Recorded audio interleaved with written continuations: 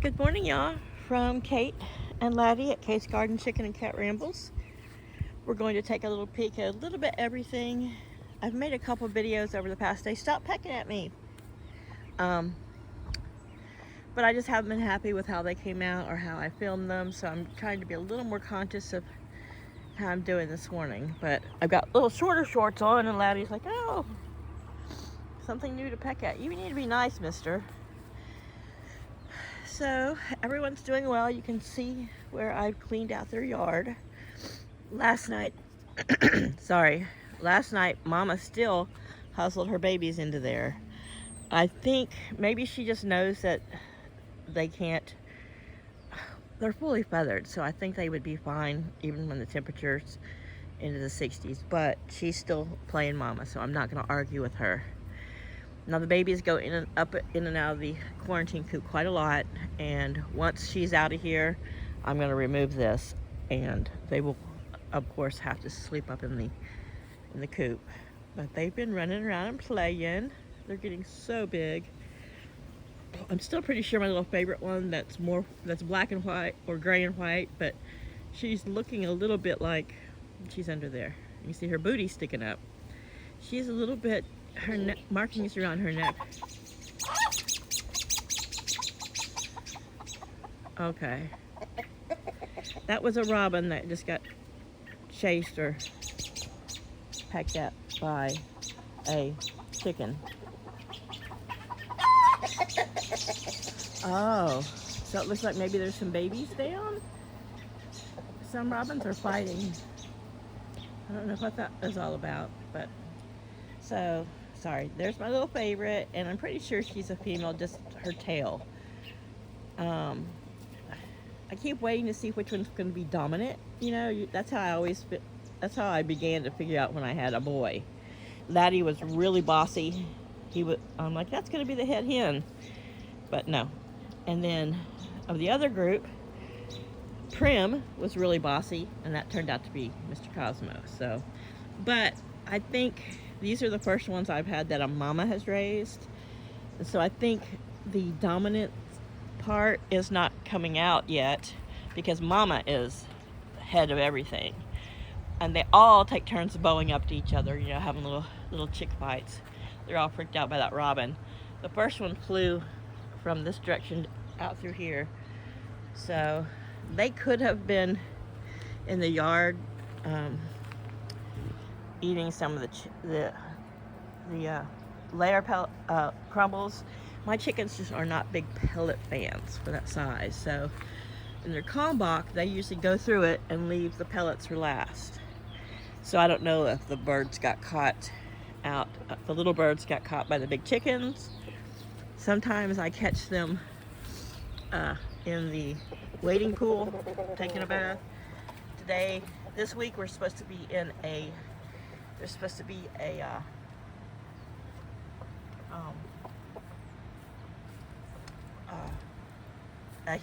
really high heat spell this week. Here on the East Coast, even we are supposed to, I think by next weekend, have 100-degree days, which we typically stay in the mid to high 90s as our highest. So that is probably that will get dumped and changed every day. Even though it's hot this morning, it's already 80. I think it's about maybe 11. They like to sit on these. The only thing I think is that it's a nice place to stretch out, and ooh, somebody needs some tail feathers. And they got airflow. I don't know, they all like to lay there for some reason. Especially the Brahmas. I think they can lay down flat and spread their wings out and there's still air. I don't know. See? They've always done this there on the... And all I can think is because it's elevated, you can see her feathers blowing.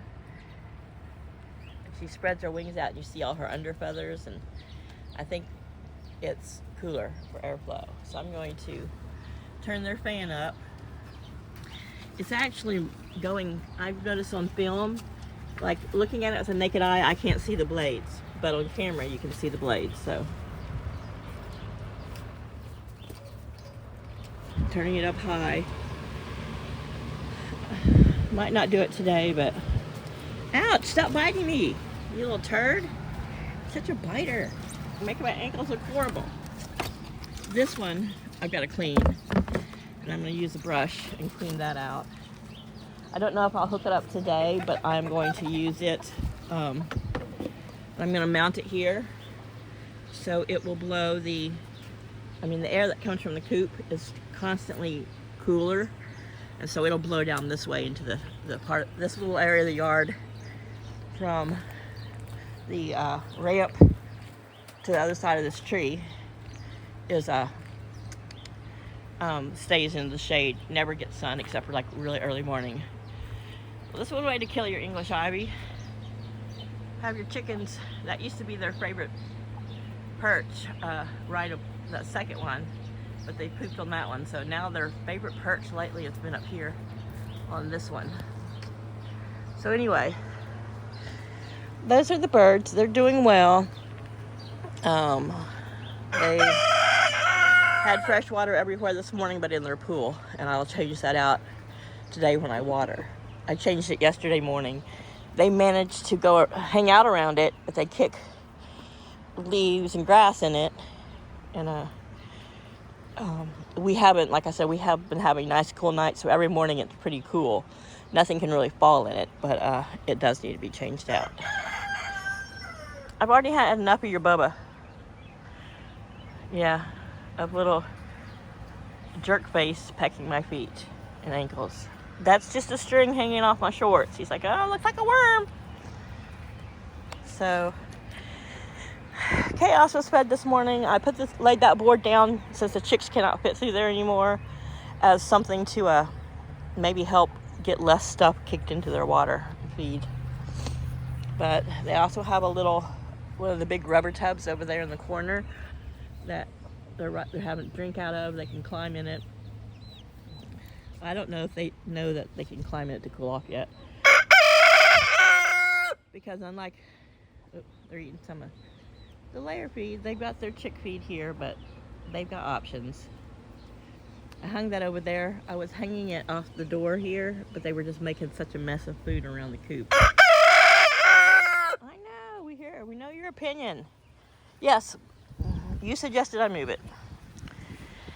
You gotta give him his props. Chaos laying in the shade, and as the sun comes over the house, Chaos will migrate down the fence and then over under the motorcycle. He and Nomad had their little breakfast this morning. Oh, besides the chickens, one of the things I wanted to show you over here is this flower. This is the hummingbird bee mix that I spilled, of course. But this wildflower patch has got its first wildflowers. Not those. That's rose moss or portulaca. But here it is. I got these last year. There's purple and there's a little pink one starting. It looks just like these purple ones. And I believe these are a form of salvia. I mean, there's different kinds, or not, might not be. I think that will be salvia. I'm not blocking it. That's going to be salvia. And this will just keep blooming and blooming. There's a bunch of it. There's a bit of an empty spot here.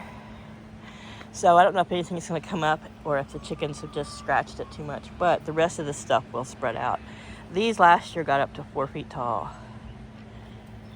And I'm not quite sure what that's going to be, but it's going to bloom too. So anyway, this is a pot of ivy, and I think it's called Kalancha, maybe, that Paul got at the hospital that I just set out here. It probably doesn't like that much sun. I'll set it over here for now. I'm not going to mention any names, but I have a subscriber whose chickens passed away, and she couldn't get more. She's moving, and she sent me a $10 gift thing for this Impeccables. And I've been sitting on it because the Tractor Supply here, I went online to see what all they carried, and they didn't have it, And this is veggies and worms. It's got natural grains, and it's got peas and carrots and mealworms. They seem to like it. I went yesterday to Tractor Supply to get some chicken feed. They don't carry my comb box, so I got some Demore crumbles because I got to stick with, like I said, wow. There's still like a robin tussle fight going on over here. I don't know if the robins are attacking a different kind of bird. It looks like all robins, but you guys are gonna wake up the bunnies. Bunnies live back under there, but I don't know. Okay, so it looks like there's robins and there's a young, no doubt robin. I thought there was a young blackbird in here, but when they're fussing, they could just be young, but they're chasing each other. I don't know if it's robin mating season, but I have lots of robins. I call them all robin. I talk to them each like they're the only robin. There's this one up here. Okay. So Kate's garden chicken, cats, and insane robins. So I don't know. It could be that there's a couple of them look really small. One doesn't quite look like a robin. They're like buzzing around this big tree. I don't know if they'll fly by again. You can see them. They're just like, they're gone insane. Unless there's maybe juveniles playing. But, okay, whatever. Squirrel. My filming's sucking because I'm getting distracted by the wild birds. I love them all. So we've got to pull any of this off. The ivy's not as invasive as the Virginia creeper, as in like getting under stuff. It's not as strong, I don't think, but it's keeping the house cooler. It's extra insulation considering there's no AC. There's AC in my room, so I've been leaving my door open with a big fan, and it's sucking all the, it's helping to suck cool air into the rest of the downstairs, but another one of those things Paul's neglected to replace. He started days today, which that's all right. See if you're, it's actually pushing him harder to replace my vehicle. He's got himself into some issues because of what he's been up to, but only he can get himself out of it. So I was going to give some more to the chicks, but it looks like I'm having trouble opening it.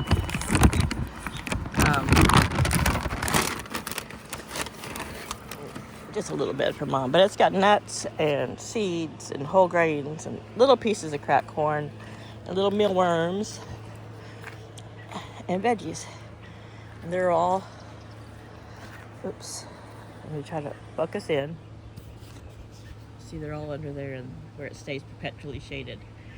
And I think the robin chaos kind of got them all flustered. We're going down here where they've been digging. And I'll just set that there for now. So we got those first of the wildflowers.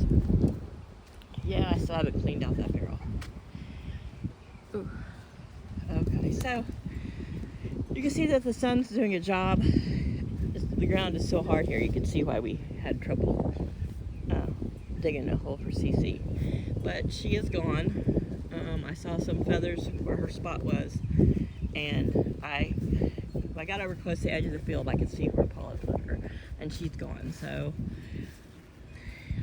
I'm still sad that she's gone, but you know, I was prepared for the fact that her, you know, she was only bred to live about 8 weeks max, you know, and that she had the extra time, but she has, you know, gone back to nature. Something has claimed her to help keep it alive, or help keep its babies alive.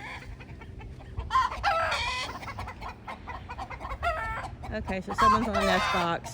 Cosmo just stuck his head in the nest box. She probably pecked him or said in chicken, like, back off, I'm laying one of your possible future children. Not.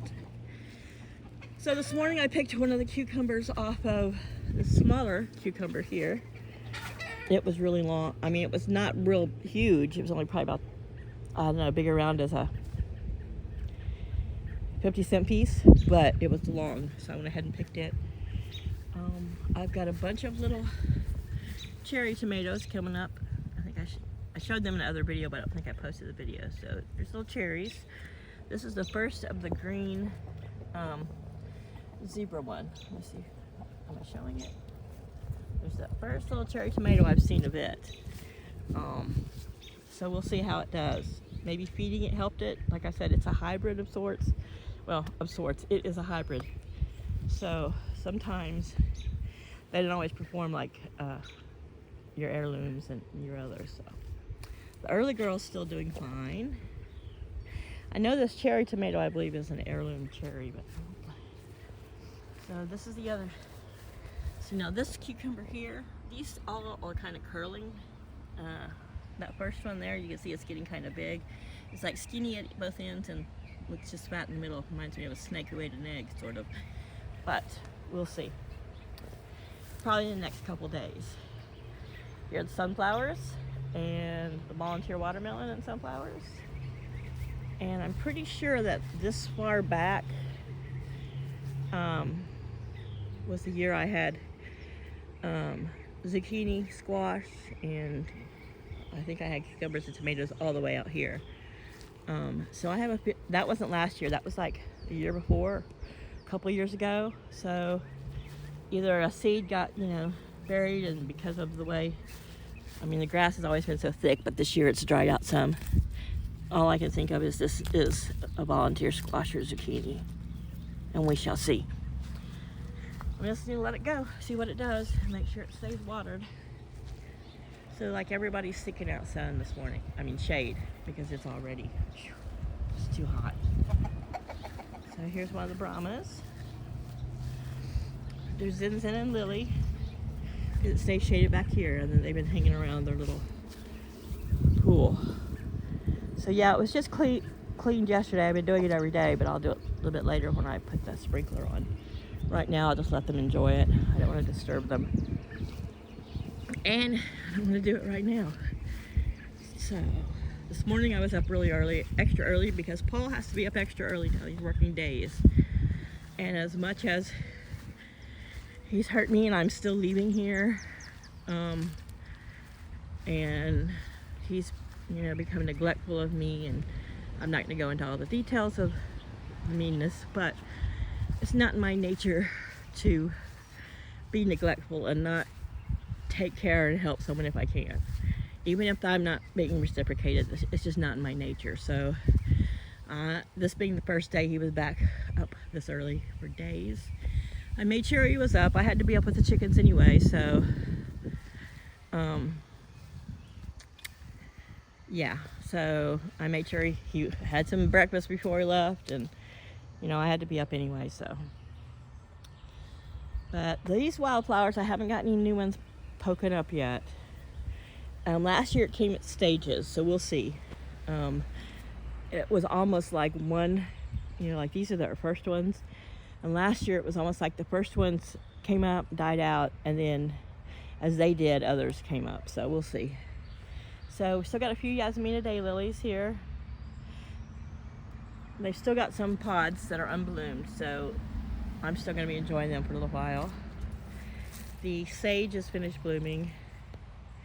The Stella d'Or, these are on their last leg. You can see where some of these are they're drying up. They had the sprinkler on them yesterday for a while. There's still lots of pods, and so they're going to keep blooming for a little bit. So I've pulled out the other two T-posts I have. I'm going to bring them over here, and then I'm going to run I have some natural, I think it's made of jute. Anyway, it's some sort of cord. I'm going to position them so that these cannot lean that way. You can see this was already kind of leaning into the crepe myrtle, but they just get so heavy that once they bloom, they will almost bend over to the ground. So the hydrangea are starting to pop out more and more little bloom clusters. So this one's looking a little pinker this year. This one's a little more purple. But you see as they mature, they get this really, really deep violet. This one's still staying in the fuchsia hot pink. And I see a lot of them around town, the big white and blue ones that are already, full of blooms. And so I think by the time mine bloom, they will, that variety of hydrangea will probably already be done. I had that variety in North Carolina. I had a lot of them. I propagated a lot of them. That piece of property probably has beautiful hydrangeas all over the place now. But these are different. Took me a while to realize not all hydrangeas are the same. You got broadleaf, you got smaller leaf. These are some of the smaller leaf ones. And I don't think that these are the exact same as those, but there's several different strains of hydrangea within the hydrangea family with different characteristics. So there's a nice breeze. My little hammock is in the sun. I thought about moving it over here, but I've got my swing here, and I just don't want the tree droppings and spiders on it, and I don't want to be that close. If I'm laying on it and want to take a nap or be comfy, I don't want to be that close to the road. I thought about moving it to this side of the house that stays very, very shaded and cool, so I might do that. And my neighbors are quiet. I hardly hear from anything. I know them, they have a new baby, but I hardly, I don't see them outside a lot. So that's one of my things. I don't like to have a lot of people around me. I don't know. Just part of my introvert, borderline agoraphobic quirks. So those are the gardens and the chickens and the cat this morning. He's off wandering around now. Got a baby over here eating. Mama's watching. Yeah, I think she hustled them all under there because of the robin chaos that was going on. And the fact that two of the robins came zooming around this corner and through her yard area. She was high alert for the babies. So I'm going to bring some fresh water out for this. I dumped a bug out of it this morning, but I left some water in it. This was the ice cold from the fridge water this morning. And Chaos, his first thing in the morning, he wants to, sorry, got the hiccups now, he wants to eat, but he wants a nice cold drink. And they've already drank down about half of that, so. I'm gonna go in, have me a quick little lunch, and then I'll come out here and top off all the waters again, clean the wading pool, and I've also, I need to clean out our ice maker, the bin that catches the ice in our ice maker. The bottom of it has become one block of ice, so I'll spray hot water on the bottom of that ice bin until the clump falls out, and then I'll bring that clump and I'll probably throw it in their pool. I need to refill the big waterer here. This one was just filled this morning. That one I've been putting ice water in. I got some more electrolytes just because we are getting ready to be super hot, and they do drink plenty. Trust me, they go through the water, but I want to make sure that it's got electrolytes and antioxidants in it. They're still a little bit young for me to put the dewormer that I use for the big chickens. It says wait till they're at least 8 weeks. This is their 6th week, and they are so big, and they eat so many.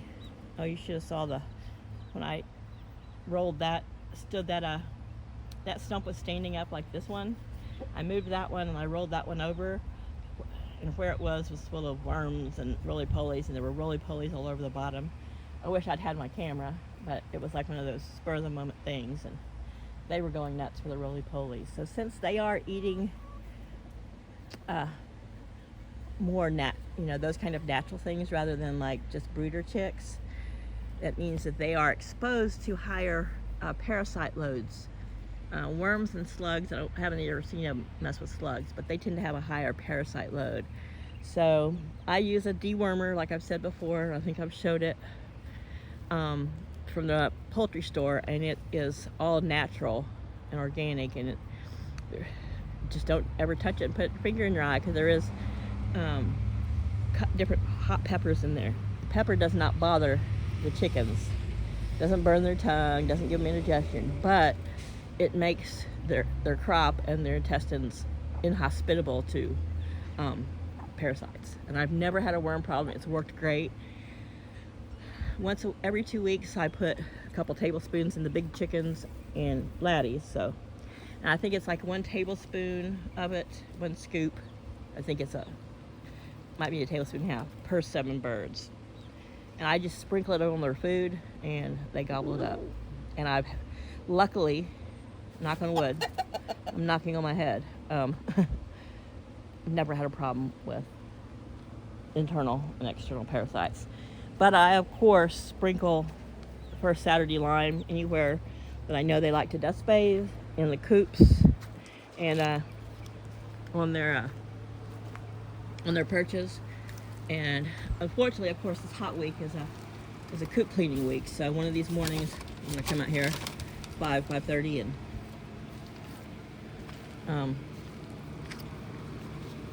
I know it's hot there. You guys can have your scratches inside the run. So yeah, a lot of them, the fan's aiming that way, down. So they're in there underneath the coop in the bottom. They have I don't know if you can see through this hole here. Miss Lily's standing in the dust bathing box, but they have a dust bathing box, and they have old bedding, and they have lots of dirt under there. And as I've said before, they like to go under there to be not like directly in the fan's path, but in the path of the air. And from the cooler air, which of course always stays close to the ground, it just gets sucked and blown through the bottom of the run and coop. Laddie, look at your feathers. Am I gonna have to put a dress on her, Laddie?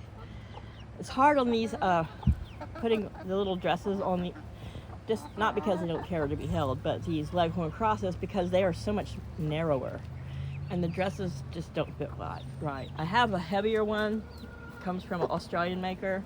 It's the kind that you can put the little wing, looks like shoulder pad wings on. It's thicker and stronger and doesn't move around because it's got snaps that are adjustable to the wing size, but it's hot. I mean, it's like thicker than having a pair of blue jeans on. So her and Laddie have the options of so many places in deep shade, so I'm not really worrying about it. But so they've got food here. They've been snacking in the little green dish over there, which is under the tree and out of any kind of rain. It was cloudy this morning. I thought it might possibly rain, but it didn't. But these guys are always on the forage. So I'll probably, this is all going to be in sun, so probably later or tomorrow morning I'll rearrange things so that there's fresh bugs and worms. And I don't know if I mentioned it the other day. I don't know if I don't think I posted that video. The other night in the evening, all 4 of the chicks were lined up here in this bathing spot. And Mom walked over and stepped in the middle of the group and started like kicking to scratch, and just kicked a couple of them, just rolled out. She just kind of kicked them out like they're little soccer balls. It was hilarious, but they are just getting so big compared to their mama. Like I said, she's not a huge bird, but wow. So little Miss Adventure, I just call her Miss Adventure. If she does become a girl, I will continue to call her Miss Adventure. And then that one that's got the darker tail and darker neck and whiter body, her name's Delilah. So I'm pretty sure is a girl.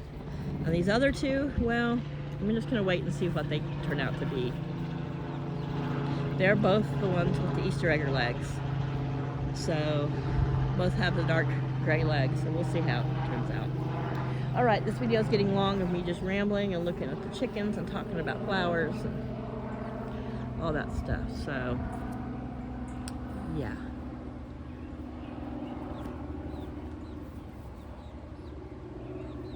All right.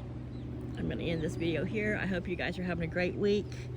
If you're in the Northeast, headed across the Midwest, the Ohio Valley, we are going to be hitting our first, what are they calling it, record heats for us.